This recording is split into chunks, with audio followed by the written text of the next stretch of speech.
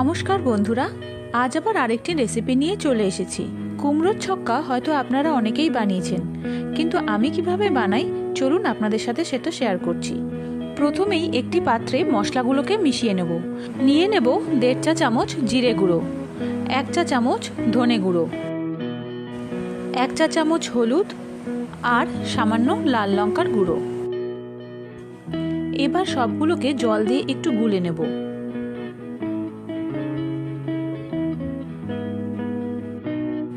গোলা হয়ে গেছে, এবার এটাকে একপাশে সরিয়ে রাখবো। গ্যাসে কড়াই বসিয়ে দিয়ে দেবো পরিমাণ মতো তেল। তেল গরম হয়ে এলে একটা শুকনো লঙ্কাকে ছিঁড়ে দিয়ে দেবো, আর দেব 1 চা চামচ 5 ফোড়ন। এবার দিয়ে দেবো 1/4 চা চামচ হিং। এবার দেব টমেটো কুচি। একটা মাঝারি সাইজের টমেটোর দানা ফেলে টুকরো করে নিয়েছি। টমেটো তেলে হালকা একটু নেড়ে নিয়ে দিয়ে দেব আলু।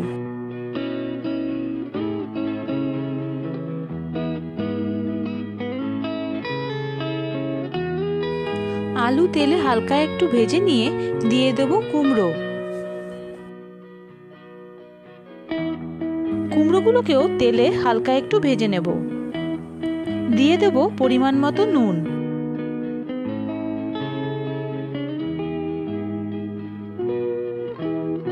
কুমড়ো হালকা করে ভাজা হয়ে গেছে।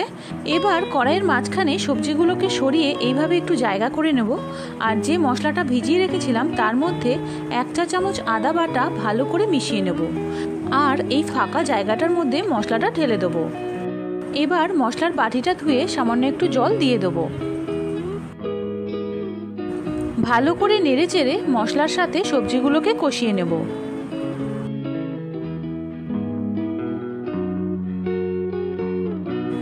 এবার দিয়ে দেবো 1/2 চা চামচ কাঁচা লঙ্কা বাটা।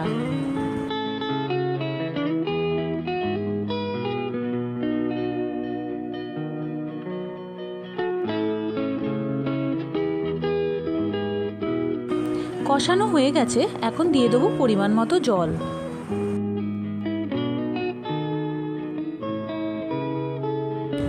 এবার কিছুক্ষণের জন্য ঢেকে দেব।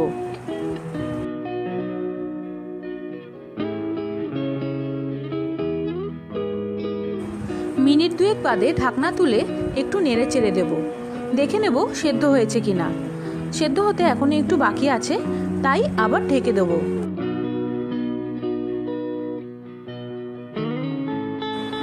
মিনিট 3 বাদে ঢাকনা তুলে দেখব সেদ্ধ হয়েছে কিনা। সেদ্ধ হয়ে গেছে। এবার দিয়ে দেব ধনেপাতা কুচি আর স্বাদ মতো চিনি। একটু নেড়ে চেড়ে দেব। এবার দিয়ে দেবো 1/2 চা চামচ লেবুর রস। গ্যাস বন্ধ করে দিয়ে একটু নাড়াচাড়া করে নামিয়ে নেব।